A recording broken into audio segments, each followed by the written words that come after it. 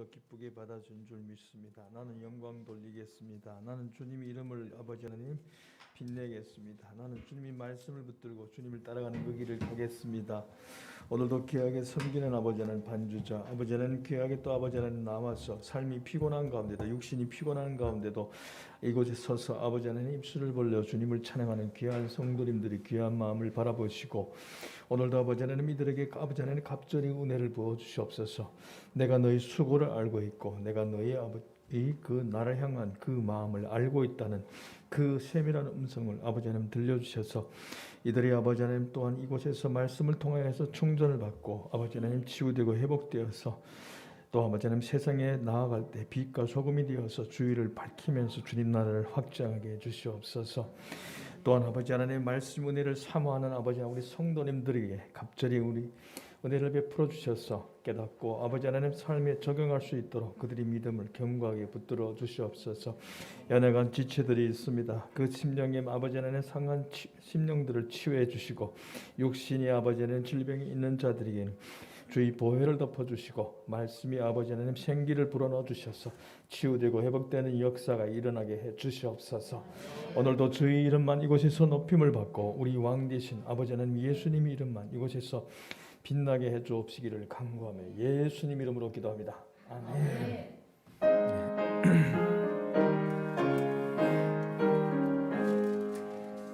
만복의 근원 하나님, 온 백성 찬송 드리고 적천사여 찬송하세.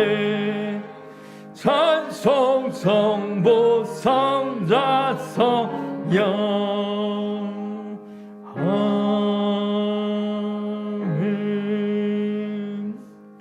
주님 앞에서 우리 신앙을 고백하는 시간을 갖겠습니다.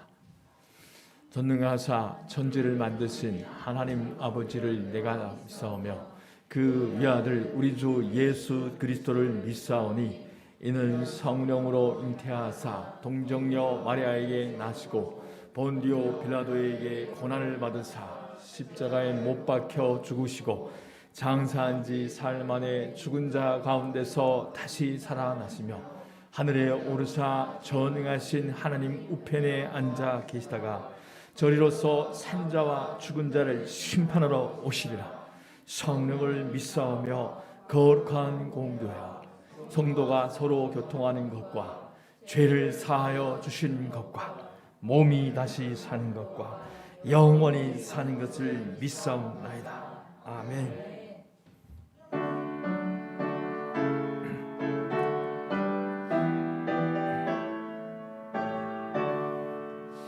하늘에 가득 차 영광의 하나님, 온 땅에 충만한 존귀하지 하나님, 생명과 빛으로 지혜와 권능으로 언제나 우리를 지키시는 하나님, 성부와 성자와 성령 삼위의 하나님, 우리 예배를 받아주시옵소서. 사랑이 넘치는 자비하신 하나님, 은혜가 풍성한 구원의 하나님, 자매의 여행님 평안을 주시옵고 죄악과 허물을 용서하여 주소서. 찬송과 영광과 생명 구원의 하나님, 우리 예배를 받아주시옵소서.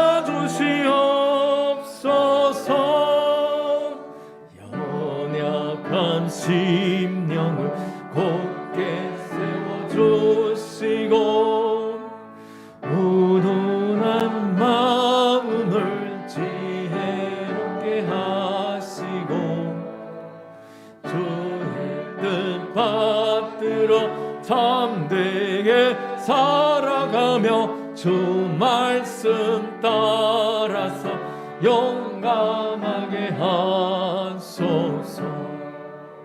권능과 지혜와 사랑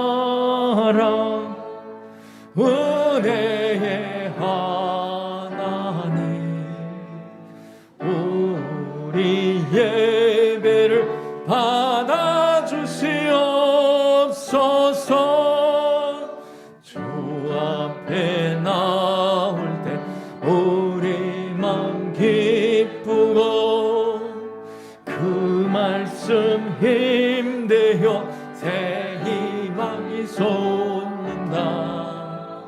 고난도 슬픔도 이기게 하시옵고 영원에 잇대어 살아가게 하소서.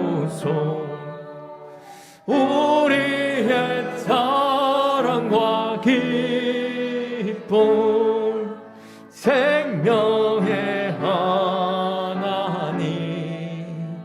우리 예배를 받아주시옵소서. 아멘. 민홍 권사님 대표 기도를 주님께 올려드리겠습니다.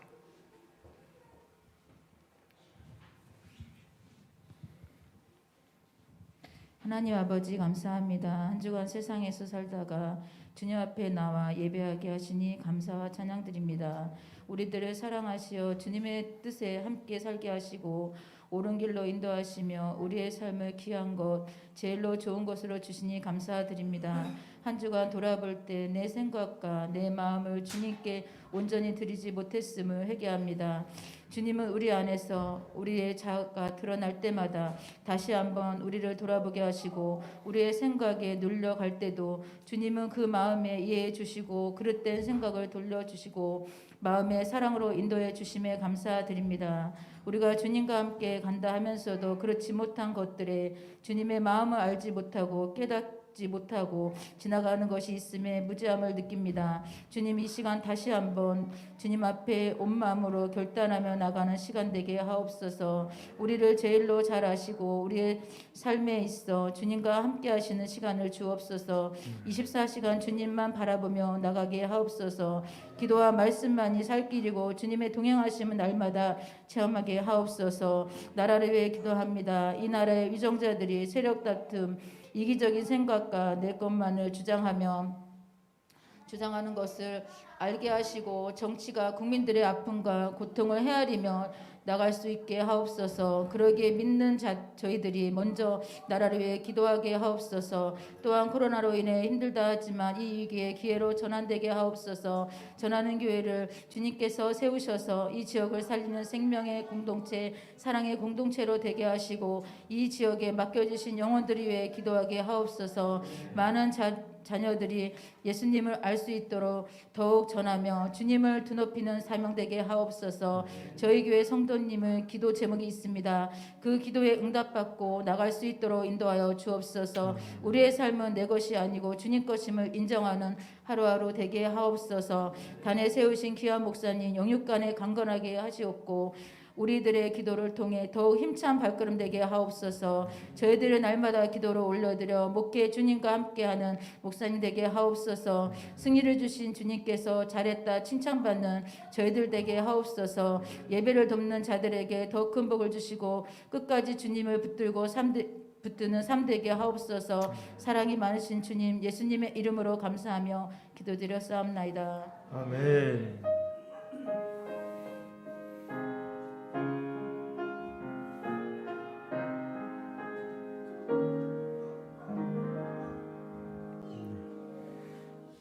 오늘 주실 말씀은 레위기 18장 1절에서 5절 말씀입니다. 우리 함께 일어나서 받겠습니다. 네. 1절은 제가 읽고 2절은 여러분이 읽고 5절은 마지막에 함께 읽겠습니다. 네. 주님께서 모세에게 말씀하셨다.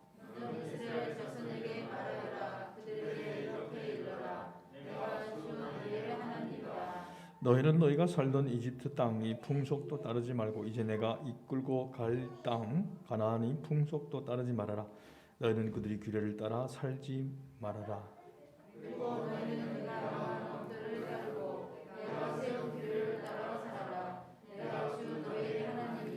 다 같이 그러므로 너희는 내가 세운 규례와 내가 명한 법도를 지켜라. 어떤 사람이든 이것을 지키기만 하면 그것으로 그 사람이 살 수 있다. 나는 주다. 아멘. 자, 오늘도 바쁜 삶 속에서도 주의를 지키기 위해서 나온 여러분에게 주님이 은혜가 함께 주시기를 축복합니다. 자, 오늘은 지키고 행하면 살리라 라는 제목으로 레위기 강해를 이어나가겠습니다. 자, 생명은 정직합니다. 생명은 정직합니다. 사과를 심으면 사과가 나옵니다. 네. 자, 그러면 여러분 하나 물어보겠습니다. 딸기를 심으면 무엇이 나옵니까? 사과가 나옵니까? 딸기가 나옵니까? 딸기가 나옵니다. 참 여러분 너무 지혜롭습니다. 자, 살아계신 하나님의 아들 생명으로 이 땅에 찾아오신 예수님이 하나님의 일할이 되어서 수많은 하나님의 아들들이 자녀들이 마음에 심겨졌습니다. 내 안에 뿌려진 이 생명을 위해 적절한 조건과 환경이 제공되면 생육, 번성, 충만하여 땅 끝까지 흘러가고 확산됩니다. 이 씨를 키우는 적절한 환경과 조건은 바로 거룩이다는 것이고 레위기는 말씀해주고 있습니다. 자, 거룩이란 이 세상의 원칙이나 시대의 흐름을 따르지 않고 여호와 하나님이 질서를 따라 사는 삶을 말합니다. 거룩. 자, 하나님께서는 그 이 백성이 거룩한 삶을 살아갈 수 있도록 제사와 절기, 규범과 원칙들을 가르쳐 주셨습니다. 자, 시키는 대로 그 길을 따라가기만 하면 거룩을 얻게 됩니다. 사과 한 개에 보통 씨가 2개에서 8개 정도 들어있다고 합니다. 자, 이 작은 씨 하나를 심으면 사과가 얼마나 열리겠습니까? 자, 씨앗 하나만 가지고도 심지어 나무로 자라면 수많은 사과 열매를 얻습니다. 이 씨앗 안에 30배, 60배, 100배의 생명이 들어있기 때문입니다. 놀랍지 않습니까? 하는 기적을 경험해서 여러분 놀라지 않습니다. 우리 전하는 교회에서는 늘 일상의 기적이니까. 아멘. 아멘. 자, 우리가 놀라든 놀라지 않든 간에 우리는 이미 이 생명의 비밀 가운데 참여하고 있다는 사실입니다. 자, 부모님이 결혼해서 나를 낳고 내가 또 성장하고 결혼해서 아이를 낳습니다. 그런데 신기하게도 살펴보면 모두가 서로 닮아 있습니다. 요즘에 저는 점점 저를 닮아가는 자녀들 때문에 기도 더 많이 해야 되겠다. 물론 좋은 것도 담지만은 안 좋은 것도 담는 모습에 내 씨는 맞는데 담지 말아야 할 건 너무 닮아가는 모습에 기도로 깨어 있어야 되겠다. 그런 각오를 하게 됩니다. 그래서 여러분 제가 요즘에 보게 되면 무거운 이게 철로 된 시계를 차고 있는 거 보고 있어요. 이건 제가 못으로 부리는 게 아니라 자꾸 저한테 뭔가 이게 사인을 줍니다. 절제하는 삶을 살아라. 인내하는 삶을 살아라. 시간 관리를 잘해라. 상당히 무겁습니다. 이 철로 되니까. 요즘에는 다 스마트한 시계를 차고 있잖아요. 근데 제 스스로가 여기에 이걸 잠가가지고 인내, 절제, 시간 관리 이거에 대한 것을 계속 스스로에게 그 사인을 주고 있습니다. 내가 의도하지 않았어도 아이에게 나의 외모, 특성, 재능, 약함까지도 유전됩니다. 요한의 짧은 인생을 살다가 우리가 이 땅을 떠날 때는 그 씨를 남겨놓고 떠납니다. 종족이 보존, 생명의 흐름은 몇천 년이 지나도 멈추지 않고 계속 되어 왔습니다. 하나님의 창조 섭리가 정말 놀랍지 않습니까? 요한복음 1장 12절에서 13절 말씀을 보면 그러나 그를 맞아들인 사람들 곧 그 이름을 믿는 사람들에게는 하나님의 자녀가 되는 특권을 주셨다. 이들은 혈통에서나 육정에서나 사람의 뜻에 나지 아니하고 하나님에게서 났다. 이 말씀에서 맞아들이다는 말과 믿는다는 말을 같이 사용하면서 그것이 하나님이 자녀가 되는 길이라고 말합니다. 하나님이 자녀가 된다는 말씀은 나의 생명, DNA, 유전자가 하나님 아버지의 생명, DNA와 유전자와 같아진다는 말입니다. 내 어머니, 아버지가 내게 생명을 전달해주고 나도 내 자녀에게 DNA, 유전자를 전달하는 육적 생명의 길처럼 하나님의 뜻으로 난 자들, 영적으로 하나님 안에서 새롭게 난 자들, 하나님이 거룩한 창조의 역사를 통해 난 자들에게도 이런 영적인 질서의 흐름이 있다는 겁니다. 그러나 이것은 혈통으로나 육정으로나 사람의 뜻으로 되는 것이 아닌 오직 하나님께로만 가능합니다. 자, 하나님께서 낳으시면 하나님의 형상, 하나님의 씨를 가진 자가 됩니다. 하나님께서 이 땅에 하나님의 생명, 거룩한 하나님의 아들들을 낳기 위해서 하나님의 생명을 이 땅에 퍼뜨리기 위해서 내 속에 거룩한 씨 예수, 거룩한 생명 예수 생명을 넣어 주셨습니다. 우리가 가진 이 생명은 영원한 생명은 죽은 다음에 천국을 약속하는 것만이 아니고 이 땅에서부터 이 놀라운 생명의 신비를 드러냅니다. 이런 씨의 비밀을 우리가 알고 있기 때문에 내가 누구인가를 고민할 필요가 없습니다. 그럼 무엇을 조사해 봅니까? 종자를 조사해 보면 됩니다. 마치 그렇잖아요. 우리가 이 아이가 누구가 아닌가 그러면 혈액 검사를 하면 다 나와요. DNA. 그래서 우리가 지금 누구인가? 나는 어디서 왔고 어디를 가야 하는가? 그러면 내 안에 뿌려진 이 씨 종자를 조사해 보면 분명하게 드러납니다. 그리고 내가 무엇을 할 수 있는가? 역시 나의 근원을 찾아 들어가 보면 알 수 있습니다. 하나님이 위해서 나를 이 땅에 태어나게 했지? 내가 뭘 하기 원하지? 나의 본질, 나의 근원, 나의 생명의 출발이 어딘가를 알고 그 근원을 연구하면 내가 무엇을 해야 할지 어디로 가고 있는지를 정확하게 분별할 수 있기 때문입니다. 제가 하나님이 이 주의종으로 가라는 길을 안 가고 엉뚱하게 제가 있잖아요. 회사를 해서 크게 해서 목돈을 벌겠다. 계속 엉뚱하게 가면 어떻게 되나요? 맨날 실패하고 맨날 찌들리고 눌리는 삶을 살아요. 이렇게 행복한 삶을 못 살아요. 그러니까 우리가 이 근원을 찾아 들어가 보면 내가 도대체 무슨 그릇인지 알게 된다는 겁니다. 그 그릇에 맞게 살아야 합니다. 근데 우리는 욕망과 정욕에 따라서 그 그릇에 맞게 살려고 안 하니까 삶이 피곤하고 자꾸 짓눌려요. 에베소서 4장 17절 18절 말씀을 보면 그러므로 나는 주님 안에서 간곡히 권합니다. 이제부터 여러분은 이방 사람들이 허망한 생각으로 살아가는 것과 같이 살아가지 마십시오. 그들은 자기들 속에 있는 무지와 자기들이 마음이 완고함 때문에 지각이 어두워지고 하나님의 생명에서 떠나 있습니다. 그런데 이 생명을 잔합지 못한 사람들이 있습니다. 어떤 사람들을 말합니까?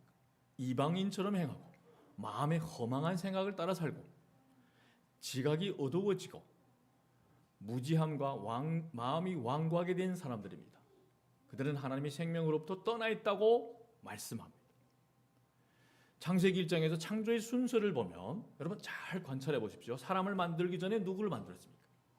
짐승을 만드셨습니다. 사람 창조의 목적은 하나님의 형상을 드러내고 하나님을 대신하도록 하기 위함입니다. 사람은 당연하게 하나님의 형상, 하나님의 통치를 대행하는 자로 창조되었습니다. 자, 그래서 사람 위에는 하나님이 계시고 사람 밑에는 짐승이 있습니다. 사람은 하나님과 짐승이 중간적인 존재입니다. 위에 있는 것들을 추구하면 하나님의 생명인 영생의 축복을 누리며 우리는 하나님의 자녀로 인간답게 창조의 원형을 회복해서 인간답게 삽니다. 사람 구실을 한다 이 말이에요. 그러나 땅에 있는 것들을 추구하면 추락하여서 우리는 그때부터 무엇처럼? 짐승처럼 행합니다. 그래서 무신론자들이 진화론자들이 뭡니까? 우리는 고급 동물이라 원숭이에서 아무리 동물원에 가서 원숭이가 지나간다 해도 그게 사람처럼 말하고 있잖아요. 어떻게 그런 허구를 구상해내는지. 예. 자, 그래서 탐욕과 정욕에 빠져 사는 사람들은 자기들끼리 서로 어떻습니까? 야, 네가 사람이야? 짐승이지. 그러면서 서로 으르렁거립니다. 땅의 끝만 보니까 그렇습니다. 내 존재가 뭔지를 알지 못하기 때문에 사람은 그의 삶의 자세와 태도에 따라서 거룩함을 향해 나아갈 수도 있고 땅의 것을 생각하며 부패하고 타락한 세상에 빠져서 짐승처럼 살 수도 있습니다. 그래서 성경은 하나님이 오른쪽에 앉아 계시는 예수를 바라보며 위에 있는 것들을 추구해야 한다, 따라가야 한다고 말씀합니다. 골로새서 3장 1절에서 2절 말씀을 보면 그러므로 여러분이 그리스도와 함께 살려주심을 받았으면 위에 있는 것들을 추구하십시오. 거기에는 그리스도께서 하나님의 오른쪽에 앉아 계십니다. 여러분은 땅에 있는 것들을 생각하지 말고 위에 있는 것들을 생각하십시오. 자, 오늘날의 결과는 뭐입니까? 여러분의 생각이 결과물입니다. 인생이 여러분이 왜 이렇게 꼬이고 문제가 많은 문제를 생겼고 그러한 고난을 많이 겪었겠습니까? 여러분의 생각이 위의 것을 추구하지 않고 땅의 것을 추구하기 때문에 생각의 결과가 오늘날 여러분이 모든 고통의 결과를 가져온 겁니다. 삶의 문제를. 그러면 이걸 바꾸자면 어떻게 될까요? 땅을 이젠 쳐다보지 말고 하늘을 쳐다봐야 됩니다. 생각이 어떻습니까? 생각을 바꿔야 합니다. 하늘의 생각으로. 그래야만 여러분이 그 묶인 인생에 눌린 인생에 풀리기 시작합니다. 땅의 걸 자꾸 추구해 보십시오. 더 큰 여러분 고통, 고난이 여러분을 힘들게 할 겁니다. 하나님은 우리를 하나님을 닮은 하나님을 대행하는 존재로 창조하셨습니다. 그러나 얼마나 많은 사람들이 짐승처럼 살고 있습니까? 욕망을 따라 살고 충동을 따라 살고 쾌락을 따라 살고 타락과 부패함 속에서 짐승처럼 멸망해가는 사람들이 얼마나 많습니까? 여러분이 내 말이 믿기지 않으면 여러분 이태원에 가보십시오. 이태원 클럽이나 이런 데 가보십시오. 네. 그 어두운 등불 속에서 얼마나 어떻습니까? 광란하면서 그 검은 어둠 영이 묶이면서 몸부림치다가 마약에 찌들어 중독에 각가지 여러 가지 중독에 찌들어 멸망해 간 사람들이 얼마나 많습니까? 너무나 마음이 아픕니다. 성경은 이런 사람들에 대해서 하나님이 생명에서 떠나 있다고 표현합니다.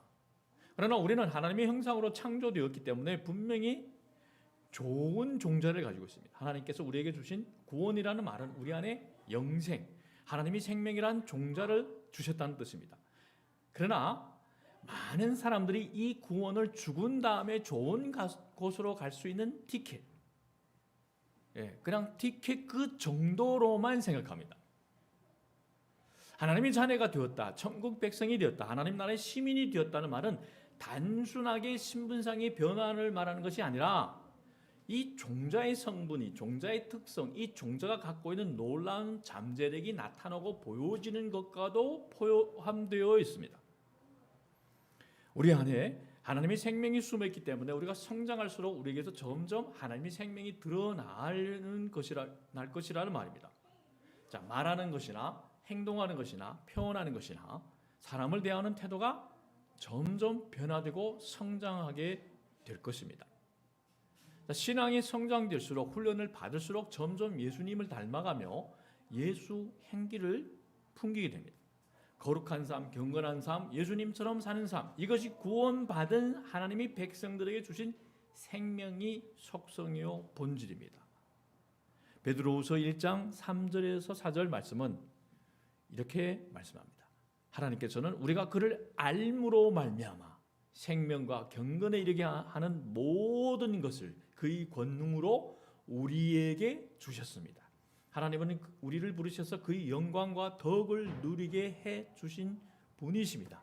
그는 이 영광과 덕으로 귀중하고 아주 위대한 약속들을 우리에게 주셨습니다.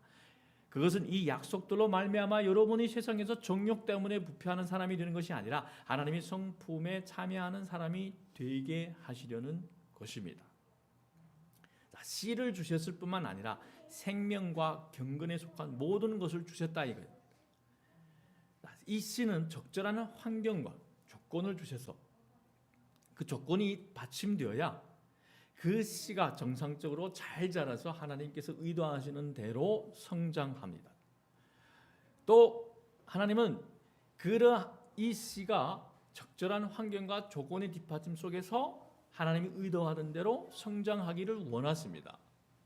그래서 우리에게 교회, 목사, 소그룹 모임, 셀 모임, 속회 모임, 이런 다양한 믿음의 교제 공동체의 그룹들을 허락해 주시고 만나야 할 여러 가지 상황들, 광야 같은 고난의 삶들을 주셨습니다.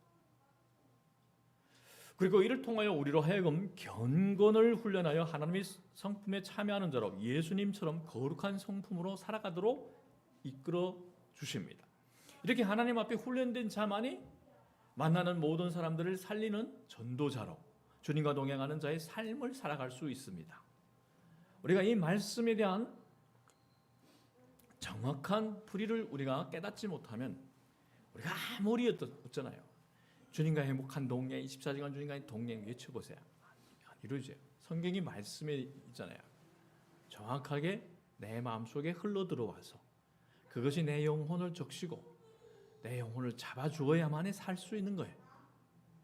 자, 그러면 나는 현재 예수님을 바라보는 그 거룩한 길을 걸어가고 있습니까?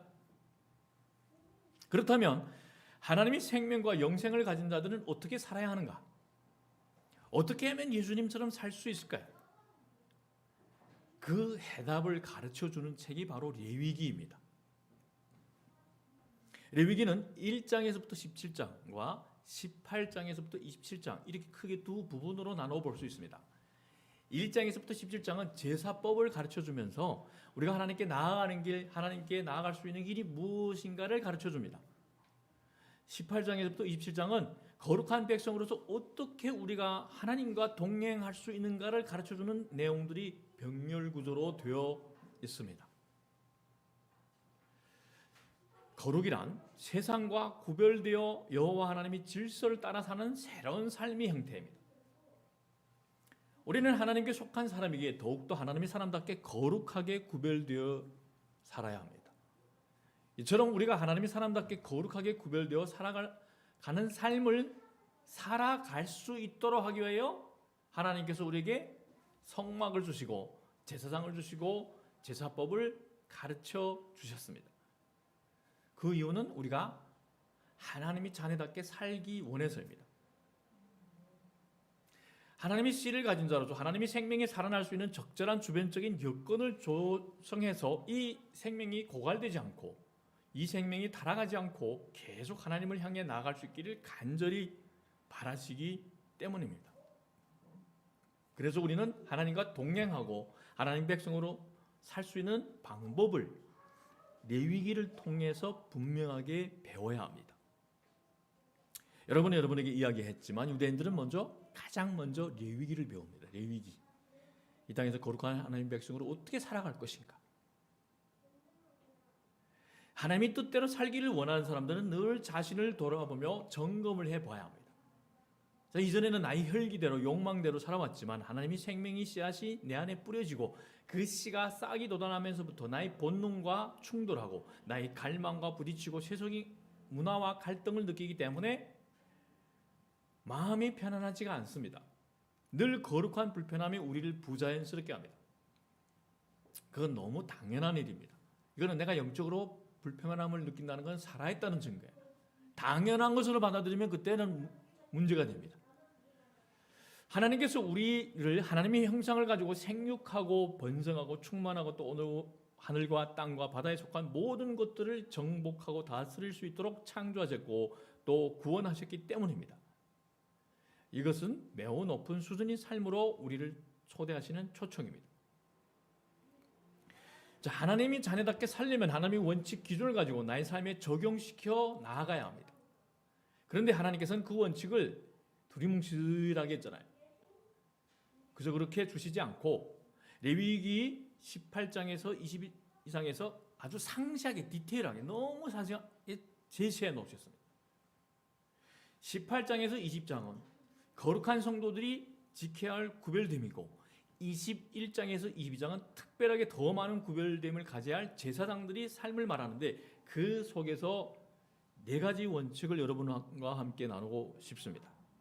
첫째, 나의 문화를 버리고 새로운 질서를 따라. 우리는 시대의 흐름을 따라가서는 안 됩니다. 시대의 풍조에 휘말려서도 안 돼요.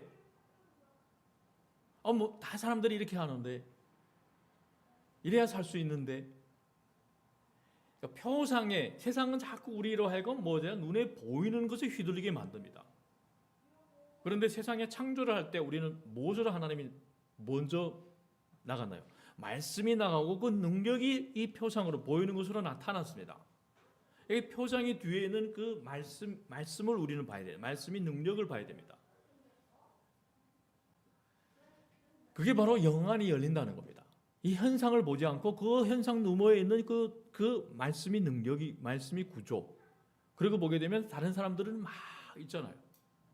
허둥지둥할 때 이단들이나 사이비들이 아무날 아무시 세상이 망합니다 이럴 때 우리는 그 뒤에 말씀이 능력을 보고 말씀이 원리를 보고 흔들리지 않아요. 레위기 18장 3절을 보면 너희는 너희가 살던 이집트 땅의 풍속도 따르지 말고 이제 내가 이끌고 갈 땅 가나안의 풍속도 따르지 말아라. 너희는 그들이 규례를 따라 살지 말아라. 자, 하나님께서는 이스라엘 백성들이 이제껏 살아왔던 애굽 땅의 풍속을 따라가지 말라 하셨습니다. 그 풍속은 우상 숭배의 문화였습니다. 자, 예수 만나기 전에 우리는 애굽에서 살았습니다. 온갖 우상이 난무하는, 우리는 복을 받기 위해서 절에 가서도 막 어떻습니까? 향을 피우기도 하고 아무튼 좋다는 데 가서 다 점도 보고 온갖 그런 걸 다 했잖아요. 다 우상 숭배의 문화였잖아요.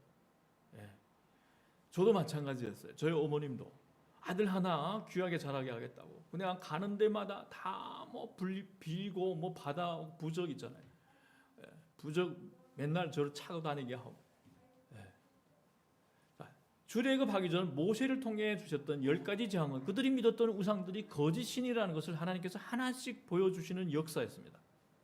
이 사람들이 믿었던 그 신들은 다 거짓이라는 것이 다 그 출애굽기 10대 재앙을 통해서 드러난 겁니다. 이를 통해 그들이 믿고 신뢰했던 신들에 대해서 하나님께서 심판하셨습니다. 또한 이스라엘 백성에게는 앞으로 들어갈 가나안 땅에서도 도처의 위험 요소가 숨어 있었습니다. 가나안은 천국이다 해석하는 그 천국이 아니래. 가나안에는 우상 숭배가 가득했어요. 또. 자, 우리가 출애굽에서 예수님을 믿고 살았습니다. 그 다음 단계 우리가 가나안 들어갔어요. 그 다음에 또 수많은 우상들이 거기서 우리를 기다리고 영적인 치열한 전쟁이 또 기다리고 있어요. 자, 들어가는데 그 가나안에는 바알과 아세라 이 우상이 아주 큰 영향을 끼쳤어요. 이 가나안의 영향이 바알과 이 아세라는 농경신이었는데 근데 이 농경신이 문란한 성문화를 만들어냈어요. 그 신전에는 성전 창기들이 있어서 이들이 제사하고 나서는 음란한 행위를 했습니다. 이 역시 이스라엘 백성들이 싸워야 할 그 가나안의 문화였어요. 성적으로 타락한 이 문화, 우상 문화. 우리는 현재 속해 있는 삶의 자리에서 시대의 흐름, 풍속, 유행, 정신사조를 주의해서 살펴야 합니다. 대선, 정치 이런 거 할 때 그 무조건 우리가 어떻습니까? 나는 국민의힘이다, 나는 민주당이다 이런 사조에 끌려가지 말아야 합니다. 주님, 내가 어떻게 하기를 원하십니까? 이 영적인 그 흐르는 뒤에 구도와 원리를 봐야 됩니다. 나는 무조건 보수야. 나는 무조건 진보야. 그래갖고 나는 무조건 틀리든 어쨌든 민주당이야. 나는 무조건 국민의힘이야. 이게 아니라고요. 그 원리, 세상의 원리보다는 주님이 원하는 그 원리, 신앙의 원리에 따라서 우리가 흘러가야 합니다. 그런데 우리는 다 세상의 이 흐름에 따라서 완전히 두 쪽으로 진영으로 조각됐어요. 서로를 향해서 어떤 같은 예수 안에서 같은 형제요 자매인데 세상의 이 정치적인 흐름에 따라서 서로를 향해서 너 국민의힘 찍었지, 너 민주당 찍었지, 서로 침을 튕기며 욕해 싸워요. 결국에는 무엇이 드러납니까? 거룩한 씨가 생명으로 풍성하게 자라지 못하고 있다는 것을 드러내 보입니다. 그래서 우리는 이 세상에 사람들의 움직임을 보지 말고 진리를, 하나님의 원칙을 보고 결단하고 선택해야 합니다. 물론 바퀴 문화만 위험한 게 아닙니다. 내 안에 그동안 살아왔던 옛사람의 습관과 가치관을 조심해야 합니다. 하나님께서 제시한 삶이 아닌 내가 살아왔던 방식, 내가 배워왔던 가치관, 몸에 익숙해진 방식으로 하나님을 섬기지 않도록 주의해야 합니다. 말씀의 능력이 우리를 통제하지 않는 한 곧바로 우리는 어떻습니까? 바로 혼적인 상태로 이 몸에 배했던 습관이 또 뛰어나와. 나이가 들면 사람이 잘 안 바뀝니다. 할아버지 할머니들 봤죠? 집에 있는 하면 고집이 세잖아요. 하지 말라고 하면 꼭 하고 입지 말라고 하면 꼭 입고 있잖아요. 예.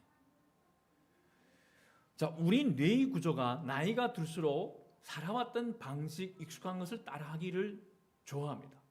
변화를 싫어해요. 굳어져 버립니다. 새로운 변화를 싫어합니다. 진리를 나가기를 꺼려합니다.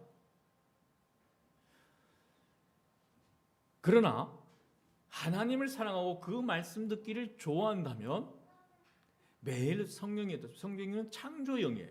이 창조형이 계속 들어가다 되면 육신인 쇠도 이 뇌는 젊어질 수 있어요.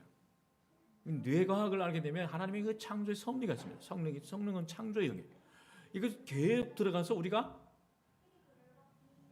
성령의 인도를 받기를 겨울에 안 하면 우리는 계속 변화하고 성장할 수 있습니다. 내가 살아왔던 방식보다 내게 익숙해진 원칙보다 하나님의 뜻이 내게 더 소중하다면, 내가 날마다 예수님을 더 사랑한다면 우리는 계속 성장하고 발전할 수 있습니다. 점점 더 예수님을 닮아가게 됩니다. 그러니 배우고 훈련하는 일에 게으르지 마십시오. 요 배우고 훈련하는 일에 게을리지 않아도 치매 안 걸립니다. 배우고 훈련하는 일에 게을리하지 않으면 치매 절대 안 걸립니다. 배우고 훈련받은 일에 부지런한 사람이 치매에 걸렸다는 말은 한 번도 못 들어봤어요. 자꾸 굳어지니까, 우리가 생각이 굳어지니까 치매받아. 옛날의 방식에 이제는 나는 다 알았어, 이제는 이 정도면 돼, 이거 만족하지 말아야 돼. 이 대뇌는요 계속 우리가 어떻습니까? 훈련받고 배우면 젊어집니다. 매일 내가 중심이 아닌 말씀 중심이 되면, 예수님이 중심이 되면 변화를 이루어 갈 수 있습니다. 성령님이 인도하심에 민감하면 자연스럽게 성장해 갑니다. 여러분이 영적인 성장을 위해 세워주신 영적 지도자의 가르침과 권면을 잘 받아들이고 소화해내십시오. 적절하게 그냥 받아들일 거면 이렇게 하지 말고, 여러분 보기에 이분은 정말 변화된 삶을 살고 있고 하나님의 말씀이 능력에 붙잡히게 살고 있구나, 그러면 이분을 통해서 하나님이 나에게 던져주는 그 메시지를 내가 받아 먹으면 내가 산다 이겁니다. 제가 이 목사님을 따르는 사람들이 그 당시 신학생들도 상당히 많았습니다. 신대원의 제자원로 많은 사람들이 상당히 많았어요. 그런데 신대원의 그 예수님이 사람 제자원을 통해서 특채받아 들어간 사람 딱 한 명밖에 없었어요. 제 자랑이 아니에요. 저만이에요. 공부 성적이나 이런 수준을 보게 되면 저는 그들과 비교하면 하위권이었어요. 다 수석이나 공부 짱짱한 사람들이에요. 근데 왜 제가 들어갈 수 있었을까? 그냥 그 말하는 대로 있잖아요. 기도하는데 이분은 성령의 능력에 붙잡힌 사람이라는 걸 하나님이 깨닫게 해주니까 그분을 통해서 나에게 던지는 주님이 말로 받아들였어요. 그러니까 마지막에 훈련을 받았을 때 이들은 지식으로만, 예수님을 안 사람들은 영적인 수준이 시작되는 수준에 계속 머물러 있었는데 저는 갭이 이렇게 뛰어났어요. 그러니까 그걸 보시고 특채로 들으라고 하신 거예요. 왜냐하면 영적으로 열려있는 사람은 영적인으로 열려있는 사람을 볼 줄 아니까. 자, 말씀과 예수님이 중심이 되지 않은 신앙은 종교적인 겁니다. 자, 종교란 사람이 자신이 심리적, 영적 갈망을 시켜줄 신을 만들어 놓고 따라가는 행위입니다. 여러분, 우리가 종교적인 신앙을 하는 사람들 보십시오. 눈물 많이 흘려, 기도 많이 하는 것 같아요. 근데 삶이 안 변화돼. 왜냐? 성경도 뚝 따 내가 먹고 싶은 대로 했잖아요. 맨날 복 받는 것만 뚝뚝뚝뚝 따서 이렇게 있잖아요. 성경은 이 흐름이 있잖아요. 창세기부터 요한계시록은 연결되어 있습니다. 뚝뚝뚝 따먹어서 역사가 안 일어나요. 창세기부터 요한계시록 이렇게 쭉 연결되는데 이 흐름 속에 내가 있어야만이 내가 족쇄지고 내 안에 생기가 들어오고 내가 살아나고 내 인생이 변화되는데 뚝뚝뚝뚝 이렇게 따먹는 것, 그것은 근데 여러분의 잘못이 아니에요.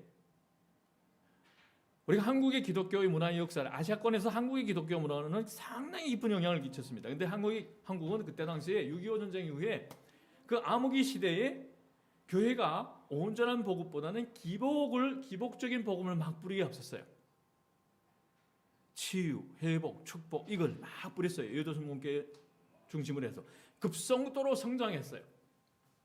그다음에 복 받은 다음에 생명으로 이어지는 것을 그 다음에 풀어야 되는데 그걸 안 풀었어요. 반쪽짜리 복음이 이 땅에 자리받기 시작하니까 문제가 생기기 시작하는 거예요. 그게 지금 막 터지고 시작하는 거예요.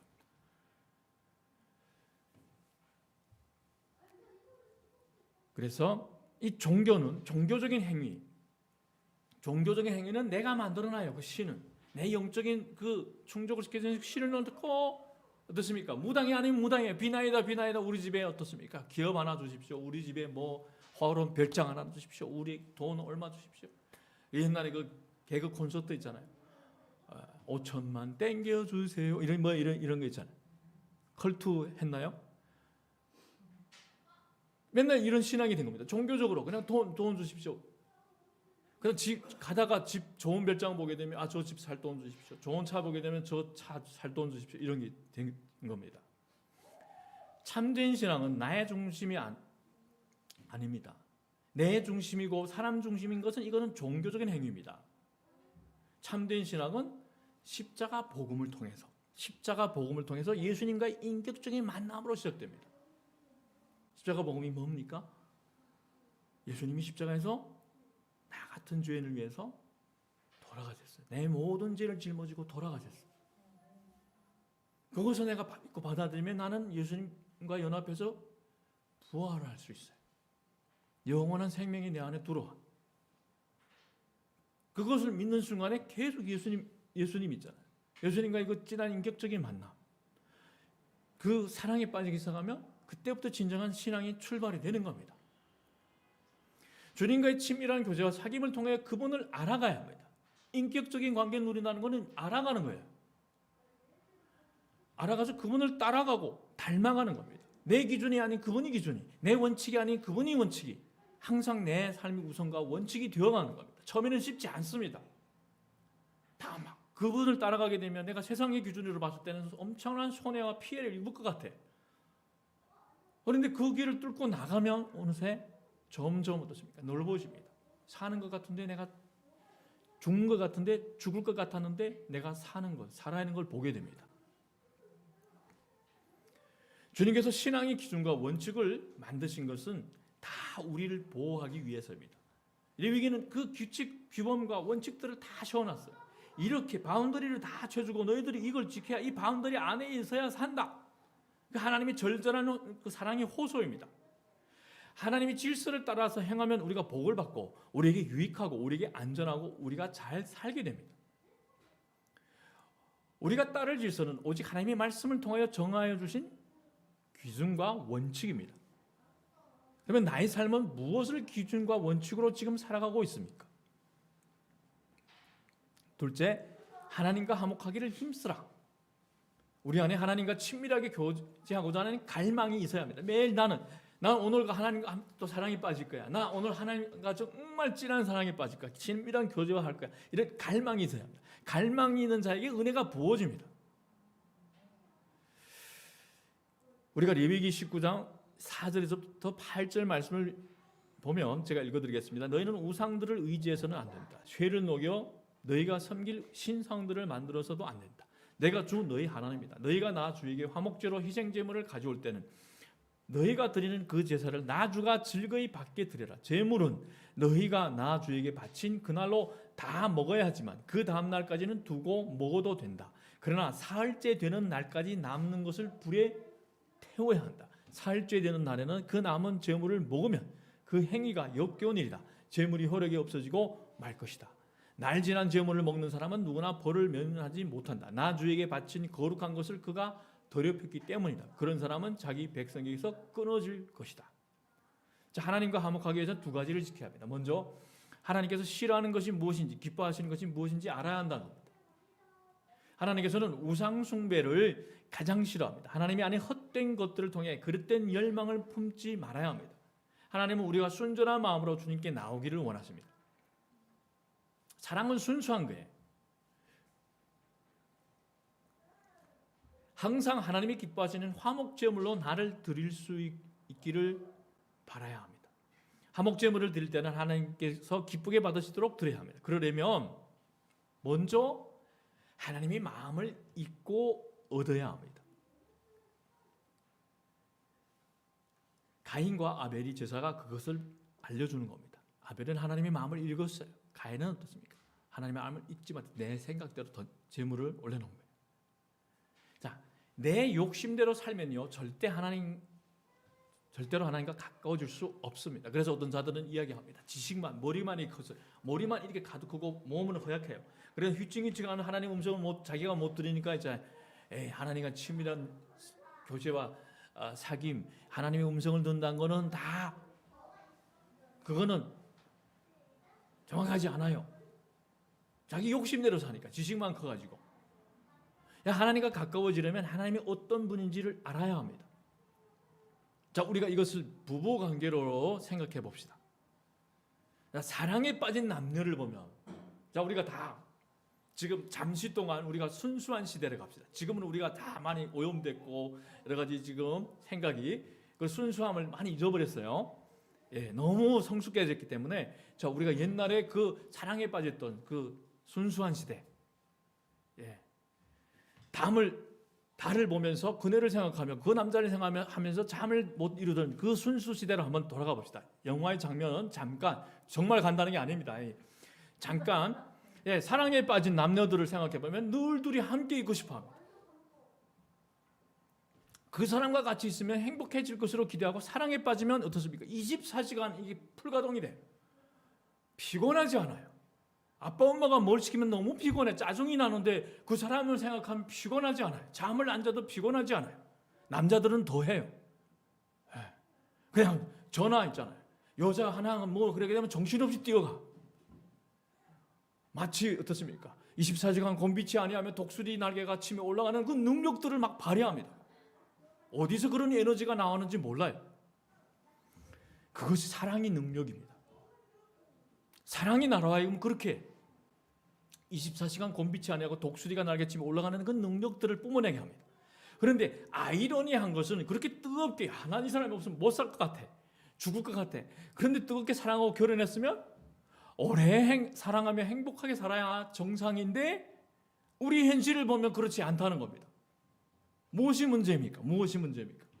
그때는 처음에는 만나서 그렇게 그 사람이 없으면 막 죽을 것 같았는데 하루 안 봐도 어떻습니까? 몇 시간 안 봐도 너무 보고 싶었는데 떨어지면 정말 세상이 다 끝날 것 같았는데 같이 사니까 1년도 넘기기 힘들어. 지지고 볶고 살아야 되는데 맨날 어떠해요? 권리 다툼을 해요. 무엇이 문제입니까? 어디서부터 문제가 생겼습니까? 마음으로부터입니다. 마음으로부터. 그러니까 이 나이 마음 먹기에 따라 콩깍지가 씌워지기도 하고 벗겨지기도 합니다. 내 마음이 병들면 문제가 생기기 시작합니다. 사랑으로 가득 때는 콩깍지가 씌었어요. 그 사람에게 다 좋아 보여요. 트럼 하는 것까지 다 이뻐요. 근데 콩깍지가 씌우게 되면 자기 관리 정말 언제부터 저렇게 저 남자가 저렇게 됐어? 드라마의 탤런트를 보라면서 남편을 바라보니까 너무 짜증이 나는 거예요. 마음에 병들면 이렇습니다. 마음에 문제가 생기면, 관계의 중심이 아닌 나의 욕망이 중심이 되면 이 마음에 문제가 생깁니다. 하나님과 친밀한 교제와 사귐을 원하시면 먼저 하나님의 마음을 알고 얻어야 합니다. 건강한 부부관계를 유지하는 첫 번째 원리는 배우자의 마음을 상하지 않게 하는 것입니다. 둘이 마음만 통하면 세상에 무서울 것이 없습니다. 서로 상대의 마음을 존중해주고 마음을 만져줬을 때 신뢰가 오는 것이지, 니탄 내탄 하면서 계속 그 상처를 찔러대고 가시를 뿌려주고 소금을 뿌려주고 상처에다 계속 뿌려주면서 탓하며 마음이 상해버리면 그때부터는 모든 것이 무너져 버립니다. 가정이 화목이 가정이 살아나는 것입니다. 그래서 이 화목한 가정에는 재물이 따르게 돼 있어요. 티격태격 아무리 안 돼요. 부부가 마음이 두 쪽에 나게 되면 무엇을 하든지 다 망해요. 화목하지도 못한데 무엇을 꿈꾸지 마십시오. 또 그것은 결과는 뻔해. 마음이 어긋나 버리면 그것은 이미 감옥이에요. 더 심하면 지옥이 될 수도 있어요.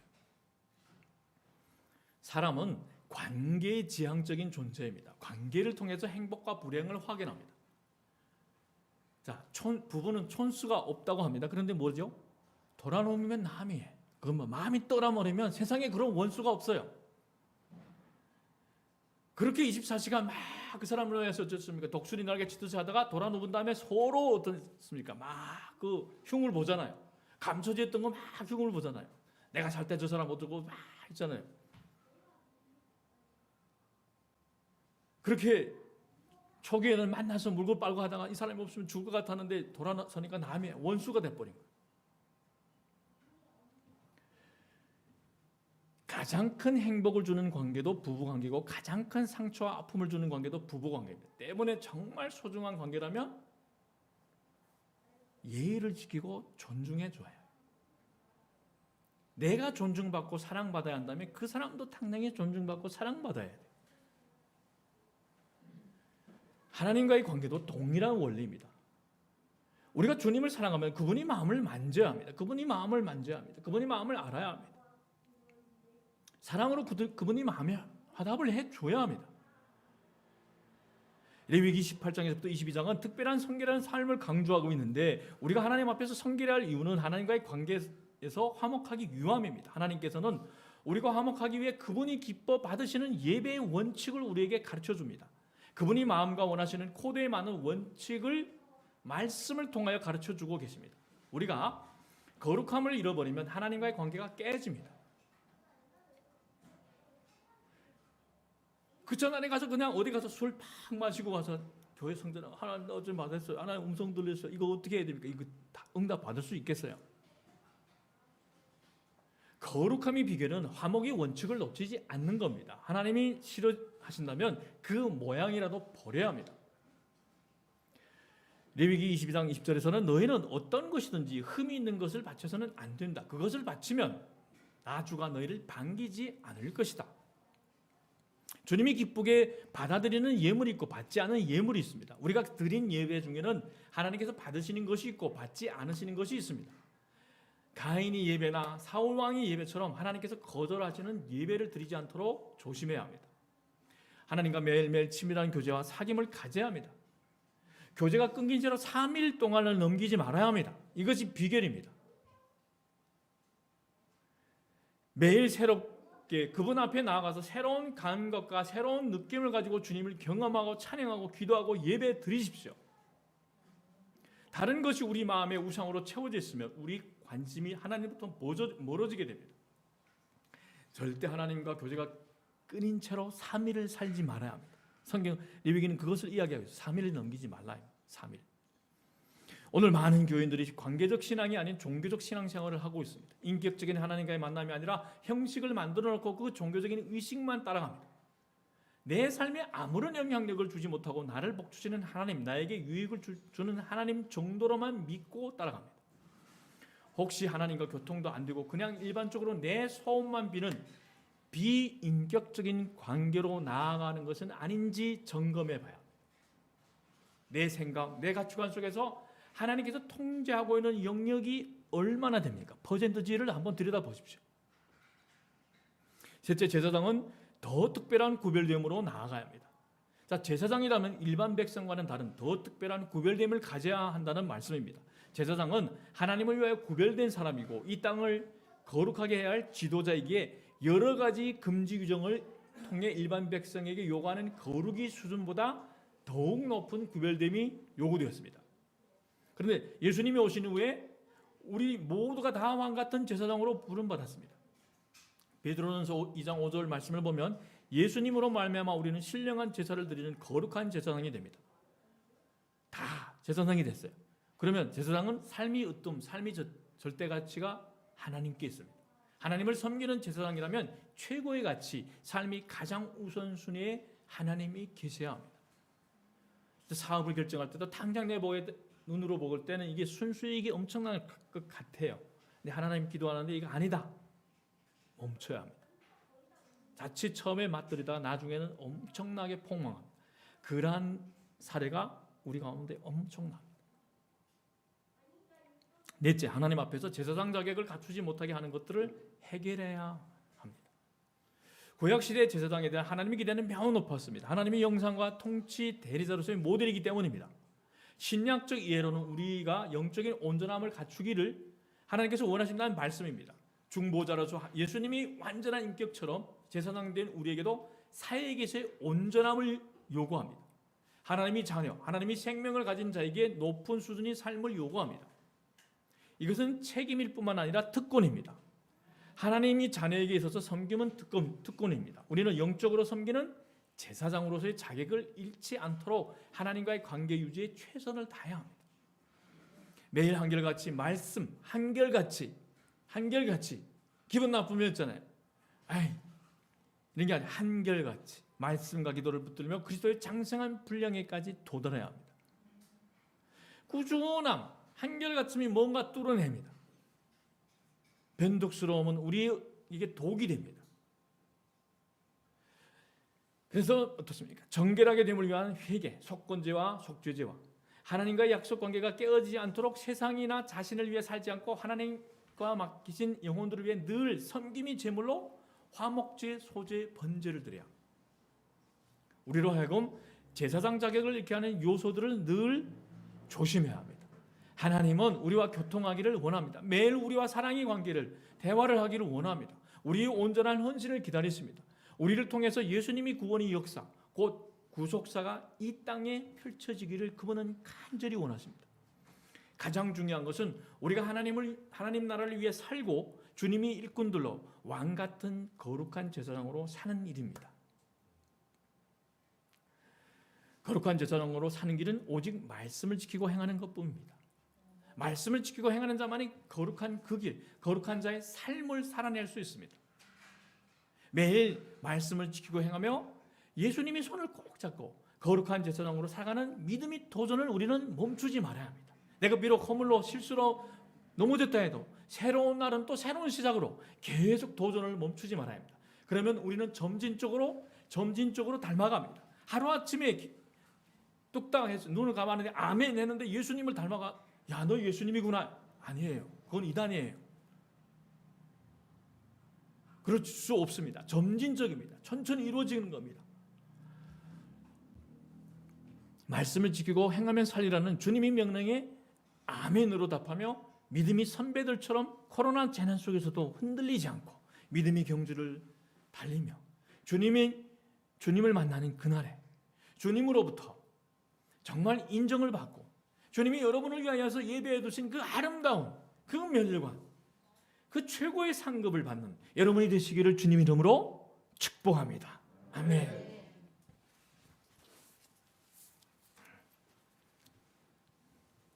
우리 찬송하겠습니다. 90장